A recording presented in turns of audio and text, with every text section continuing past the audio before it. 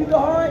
যদি নিজে বিচার করতে চান তাহলে ছাত্র দলের রাজনীতি বাদ দিয়ে ওই পুলিশ বা ক্যাডারের রাজনীতি আমরা অভ্যুত্থান পরবর্তী সময়ে অস্ত্রের সংগ্রামী পেশিউক্তির রাজনীতির যে কবরচনা হয়েছে কোনোভাবে ছাত্রদের এবং ছাত্র শিবিরকে ক্যাম্পাসগুলোতে আধিপত্য বিস্তার করার জন্য সেই পেশিউক্তির রাজনীতি আমরা করতে দিব না। একই সাথে আমরা দেখতে পেয়েছি যেই প্রেক্ষাপট বলা হয় চট্টগ্রাম সিটি কলেজে আবার ফিরে যেতে হয়, সেখানে লেখা ছাত্র রাজনীতি মুক্ত ক্যাম্পাস চাই। আমরা কি ছাত্র রাজনীতি মুক্ত ক্যাম্পাস চাই? আমরা ছাত্রলীগের সন্ত্রাসী কার্যকলাপের যে রাজনীতি ছিল সেই রাজনীতির কবরচনা করতে চাই। আমরা প্রতিটা বিশ্ববিদ্যালয় ক্যাম্পাসে গঠনমূলক শিক্ষার্থী বান্ধব ছাত্র রাজনীতি অবশ্যই চলমান রাখতে হবে। আমরা দেখতে পেয়েছি 5 আগস্ট পরবর্তী সময়ে ছাত্র শিবির ছাত্র নিষিদ্ধের একটা আওয়াজ তুলেছিলেন। ঢাকা বিশ্ববিদ্যালয় থেকে শুরু করে প্রত্যেকটা বিশ্ববিদ্যালয়কে তারা বুয়েটের মতো করতে চেয়েছিল, শুধু ছাত্র শিবির এককভাবে তাদের আধিপত্য বিস্তার করার জন্য।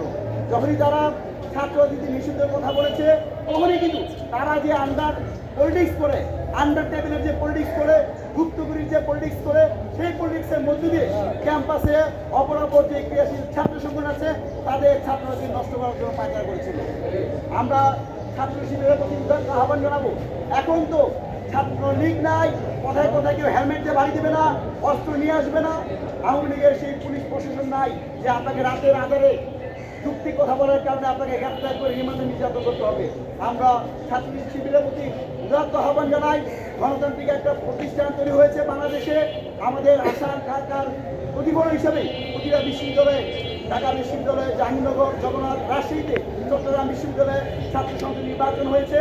আমরা আপনাদের প্রতি উদাত্ত আহ্বান জানাই, আপনারা গুপ্তগুরি যে লেবাস ছিল সেই লেবাস ছেড়ে দিয়ে প্রকাশ্যে এসে ছাত্র রাজনীতি করুন।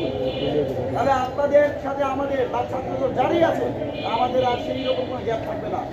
আর যদি আপনারা মনে করেন বিগত 1.5 যুগ ধরে আপনারা যে কৌশলগতভাবে টিকেছিলেন, সেই কৌশলগতভাবে ছাত্রলীগের মিটিং মিছিলে থেকে নিজেদেরকে অস্তিত্ব রক্ষা করেছেন, একইভাবে রাজনীতি বর্তমানে করতে চান, তাহলে বাংলাদেশে যত ক্যাম্পাস বিশ্ববিদ্যালয় আছে প্রত্যেকটা বিশ্ববিদ্যালয়ের ক্যাম্পাসে ছাত্র শিবিরের কমিটি নির্বাচন করতে হবে।